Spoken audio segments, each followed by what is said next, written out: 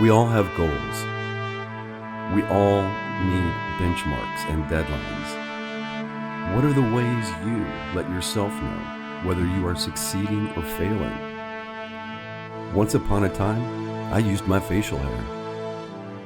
Hi, I'm Robert Christopher Smith, and this is the Lethal Voice Podcast.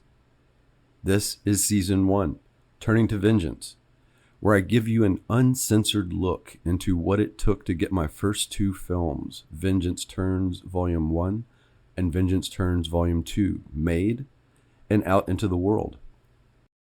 Tonight is the final episode of Chapter 1, Putting the Cart Before the Horse.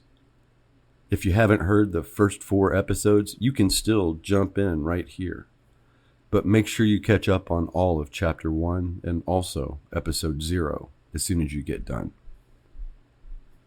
To recap, I successfully funded and shot my first film, which was called The End of Fun, in late 2016, while living in San Diego and working more than full-time as an ESL instructor at San Diego State University and at University of California, San Diego.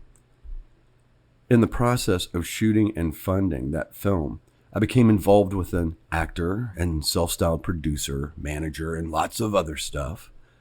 A guy I now only refer to as the Crooked Brazilian. His involvement was a true double-edged sword for me because, on one hand, it helped me get my first film funded and in the can. However, on the other hand, as I discovered the depth of his criminality and even its implication on the film itself and me as well, it completely burned any chance of that film, The End of Fun, ever leaving post-production or being seen by the world. That in itself was one of my very first real lessons about the business side of the film and entertainment industry. It ain't real until it's out. But it also taught me many others, and the main one being that I should be more cautious before jumping at any piles of money that are put out in front of me. Sometimes those piles are an illusion, and sometimes the cost is infinitely more than what is actually given to you. Case in point, as I was discovering the truly criminal and utterly fraudulent nature of the Crooked Brazilian and the taint it would leave on that production, I was already neck deep in another whole deal with this cat. He had his own life story, and he wanted to develop this into a screenplay, and from seeing my writing and my bulldog nature in getting things done, he contracted me to develop that story with him and then write the screenplay for him. And until I discovered he was full of shit and a criminal, I was unbelievably excited. Like I said, up until then, during our honeymoon phase, there had been seemingly unending money and resources, nice food, sending assistants out to get us smoothies from some expensive place in Malibu while we worked away in the guest house that he was renting. We would order Ubers, he would take us out for drinks, all that typical schmooze stuff. So when he offered me a contract and sealed it with a cash signing bonus, I was not just a believer, but an eager believer. Our deal included a monthly stipend for my income, and additionally, he was providing the apartment or the house where I was going to live. Where do I sign?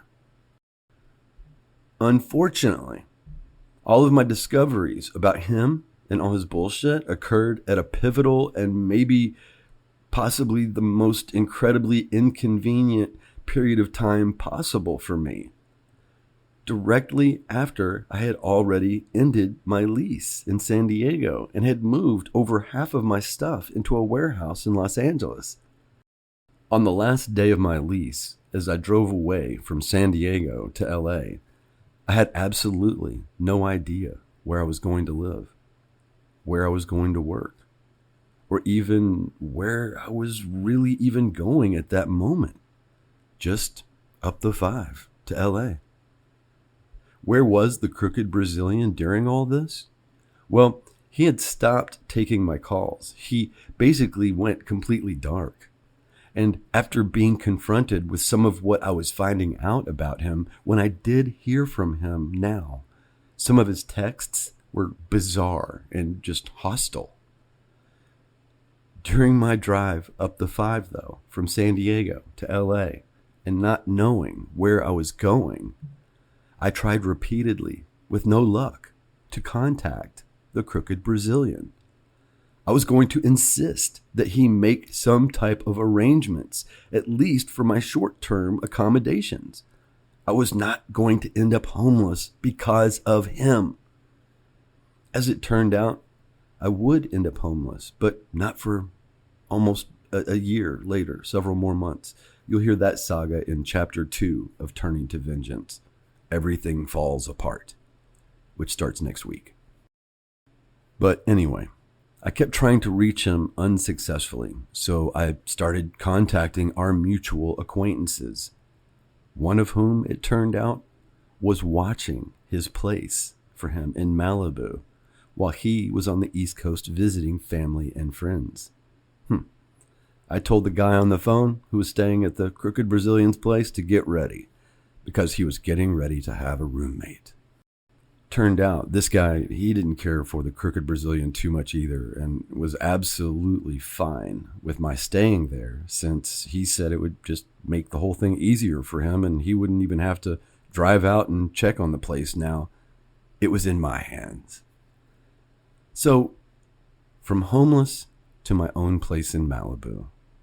That's kind of a pretty typical story out here too. A few hours after unloading several boxes from my car into this guest house in Malibu and stacking them all around this place, I got a text from the crooked Brazilian, a very angry, very upset text, letting me know what I already knew. And that was that he had security cameras, active security cameras in this place, and he could see me settling in. I told him, yeah, that's great. And I asked him if he could also see me eating his food, drinking his beer, and smoking his weed. Long story short, I told him I wasn't going anywhere now or ever until he paid for a place for me to live. He told me I needed to get out of his place that night. I told him I would leave when he got back and found my own place for me. A week later, he was back and fuming. And while it was not what we discussed, in fact, it was the shithouse you hear me referring to previously on another episode, with 2 friendly but deranged roommates and one way more than half dead old lady laying on a hospital bed in the living room, all of this in a sea of ants, roaches, and bed bugs. But he went and not only found this place, but he paid for 1 full year of rent up front, saying that was the end of it as far as he was concerned. The whole story of the crooked Brazilian is a wild one, but not the one I'm here to tell today. Today, we're just talking about my facial hair. So, with my experience, some connections, and mainly by being connected to Central Casting, I was able to start doing some background acting work immediately, which not only helped pay my immediate bills, but it also started giving me my first real experience on professional sets in Hollywood. I treated every single gig like a learning opportunity, almost like class. If you don't know, there is an abundant amount of downtime when you're on the set, especially as a background actor. Instead of just zoning out or diving inward and listening to podcasts or reading, which I still did plenty of, I mainly focused on watching every single moving piece of what was happening on the sets, what every person did, how every single thing was scheduled.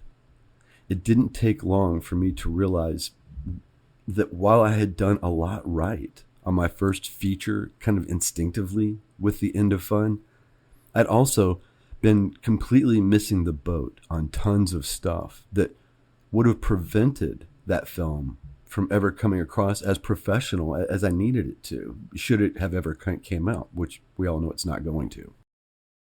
I was learning lessons all day, every day that I was on the set, which I knew I would be able to apply to Vengeance Turns whenever I finally did get to shoot it. During this time, I wasn't teaching or really planning on it. I let my appearance get a little wild, growing out my facial hair a bit more than I would as a teacher, only shaving or trimming if some background gig required it, which was pretty often. Over the few years I did background work, by the way, I've probably been in 150 different movies and TV shows that you never even noticed I was there. I have this funny relationship with deadlines. I'm thinking about this because of the facial hair. And fortunately for me, David Ruano has a similar approach.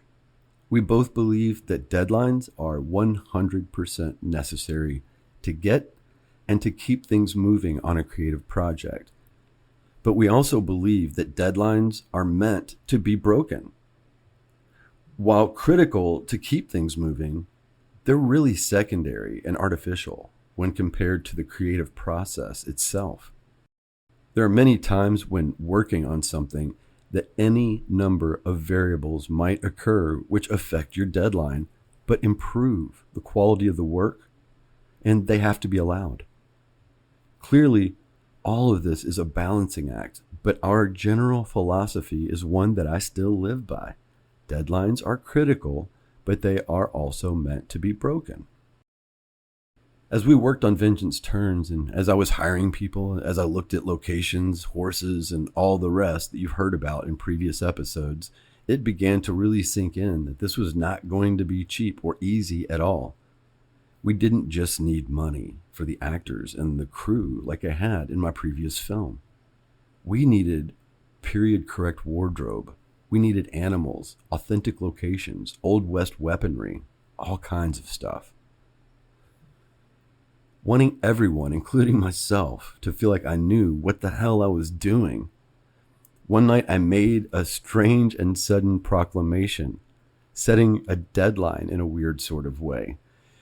It was during a Zoom call in late July 2017, after we had now, all of us had been working on this as a group for a few months. I felt this rush of excitement and overconfidence and announced to those gathered that I wanted to play a grizzled cowboy in our feature and get shot up in a scene. And because of that, I would not be shaving until we wrapped on the production. And for some stupid reason, felt compelled to add that I would not even be trimming anything, just letting it all grow wild until Vengeance Turns, the motion picture, was in the can. And that is actually what set the clock ticking on the production for me the very first time. And while Vengeance Turns was not made for several more years after all this, for some reason those months turned out to be some of the most creatively fruitful, the most productive of my entire life. I did not make the film during that first deadline, as you know. However, something was awakened in me. I don't need no diamond rings, I don't need no Cadillac car. I just wanna drink my Jack and Coke down in the Lightning Bar. That's me singing my version of a song called Lightning Bar Blues from a group called Hanoi Rocks, originally by a group called Brownsville Station. I have a habit in my art of being what I call a pop culture vulture. We called the bar in Vengeance Turns the Lightning Bar. And if you see this video, you can watch me lean in and tilt my head, revealing my black Vengeance Turns cap, and you'll notice a pretty shaggy beard. The video will be on the newsletter and it's on my Instagram as well. Now, let's review the facial hair timeline. You've already heard about Taker and maybe even watched it by this point, but I'll include a link in the Lethal Voice newsletter at lethalvoice.com for you as well. It was the first project to unfold and was in August of 2017. After that, David and I teamed with Amanda on a pretty cool project of hers that I wish she had finished, called The X-Files. No, not the series with Gillian Anderson and David Duchovny. Her title was a creative spin from that and was referring to psycho ex-boyfriends and ex-girlfriends. The idea was to have short episodes, short seasons that would tell all the very high drama tales of being stalked and things like that by your exes. And all this would be based on true stories. She had written out the entire first season and the whole first story. David and I shot a pilot episode with her in August of 2017 as well. During this time, as David and I got to know each other, he introduced me to one of his favorite places, a microbrewery in Torrance called Smog City. And that would pretty much act as our headquarters for the first couple of years we were working together. I'm not a big drinker anymore, but I have to tell you, I absolutely adore a few of the brews at Smog City, especially as all of my friends around there know one called Infinite Wishes. Okay, wow. Anyway, I'm not getting paid by Smog City. That's not an official plug, just me ranting about good people making good beer. Not only did that place act as our HQ during that time, but they literally saved our asses when we needed a location for Her Own Demons, and then they let us screen the movie there too. It was right around this time that I started acting classes at Berg Studios. That was in September of 2017, after I audited a couple of other schools. The idea really just started out that I could become a better writer. You know, this was just one more thing that would make me better for writing for the screen and for actors themselves. As it turned out, I quickly fell in love with it. And in the opinion of those around me, I was good at it too. Now, I am the biggest believer in classes. I literally think actors are full of shit if they aren't actively being trained and honing their natural talents into the actual skills that productions are seeking. This is especially true, in my opinion, for anyone who has not yet made it. But from everything I've seen after some years in the business now, it is the folks who show that kind of dedication who do end up making it. So it's still pretty normal for big name actors to at least have a mentor or coach that they work with when prepping for roles. I will say that I am an education junkie, though. Take every opportunity I can to increase my own skills in areas that I care about. There are a few books on screenwriting that I still consult pretty regularly, pretty much out of habit, as I start developing and writing a new screenplay. And if you remember from previous episodes, I'm a research nut as well. So all of this just kind of goes together for me. When you really care about something, in my opinion, you dedicate the time that it takes to be the best you can. I do anyway. Back to the facial hair timeline. We shot Her Own Demons in October of 2017, which got David and I back together with Kelsey again, along with Jamal Gardner this time. Spencer Belko was back again too, from Taker. An actor named Katie Fulecki was in this and would later be part of Vengeance Turns 2 as Mrs. Dubois in the opening scenes. And we got to work with the makeup artist named Alondra, who we had hired as part of our putting the cart before the horse tradition for Vengeance Turns. So, except for Amanda, who ended up not being in Vengeance Turns, Her Own Demons was a neat little trial run for all of us working together as a team. We ended up with a pretty cool little scary psychological thriller on our hands that, in my opinion, shines far beyond our zero budget as well. If you have listened to previous episodes, particularly episode 0, Why Lethal Voice, you know about my band in the 90s called Wild Love Rebellion, and maybe about the album that we recorded in 1994 but never released called Wake Up or Let Me Sleep. It was in January of 2018 that I was able to finally release that album as a very indie self-release, of course. And I'm proud to say that it's out on Spotify and all the streamers, pulling down pennies to this very day. Getting that album out there finally led me to writing a very brief, light memoir called Wild Love Words as well, that was released in January of 2018 too. I really wanted to release the lyrics from the songs as poems on their own, since there was no lyric sheet in the album. And I decided to add very brief little stories and anecdotes about what was going on in our lives at the time that each song was written.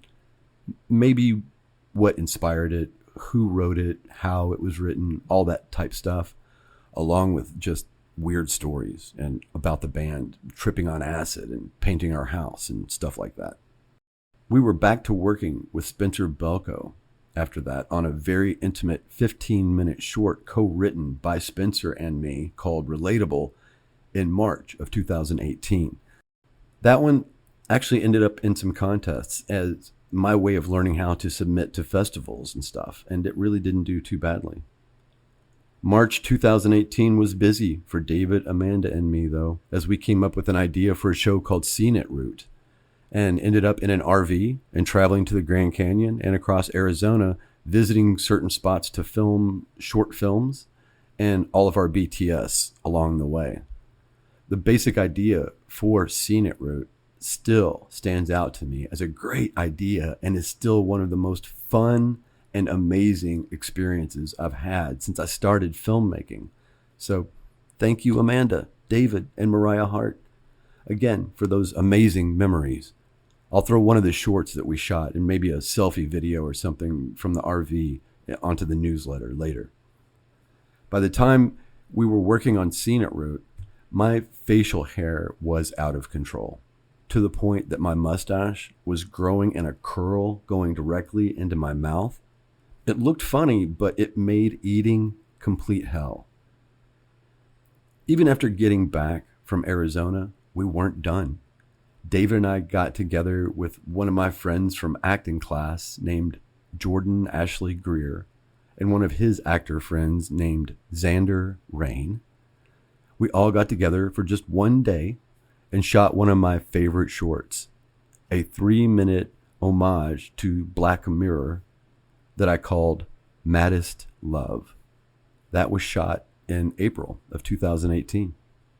After that, suddenly, not much was happening for a few weeks, then a few months. I hated driving for rideshare and needed money from background acting to resume. So I finally broke down and shaved in mid-June 2018. And by the way, ironically, almost missed out on one of the coolest castings of my whole life. My pictures at Central Casting all had my long hair and all the facial hair now. And like I said, calls had slowed to almost zero until I shaved. But literally the day after I shaved, before I could even update the pictures for Central Casting, they called me and cast me as background on The Mandalorian. And guess why? That's right. Due to the facial hair. That was the reason they called. And when they found out at my fitting that I had shaved, that I'd trimmed, I almost didn't get the role. And that would have been a huge bummer for so many reasons, but primarily because of my little habit of using my days on set like film school. After our first few takes, I got brave on the first of my 3 days of shooting with them and just stayed behind as all the background were released and sent back to holding. If you don't know much about the politics of Hollywood, the pecking order, and especially around the secrecy and the strict codes involving Star Wars or any Marvel project, Let me tell you, what I did is just not done. I walked over and just sat down on the set and watched as they continued to work. Didn't take long for a PA to come running over and tell me that I needed to get the hell out of there and back to background holding. But I calmly held my ground and stated my case, asking if there was some way that I could stay outside to watch certain setups and shots. I explained why I was doing background acting, about the whole self-taught film school thing. He didn't look very sure about any of it, but said he would go and ask. He returned a few minutes later and seemed as surprised as I was that I had been granted permission to stay. They said there were certain super top secret things where I would not be allowed to see and I would have to return to holding, but that as long as I was pretty much invisible, I could hang out and observe. This is another of the coolest memories I have in this business, and is by far the coolest thing to ever happen related to background acting. So back to deadlines and what it meant to me shaving off all of that facial hair. I'm sure by the time this rolled around and I finally shaved, no one to whom I made my bold proclamation, none of them even remembered me doing it. But I knew something was wrong. It was my personal clock still.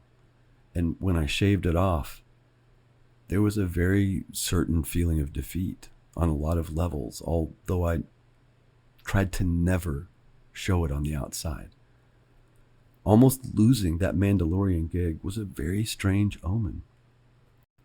By this time, we had already had 2 false starts on Vengeance Turns and dealt with another crooked producer, this one from America, who again had to scam us and have me going from believing we might be handed $1 million to fund this thing to launching the first of several failed crowdfunding efforts that you'll hear about in the next chapter.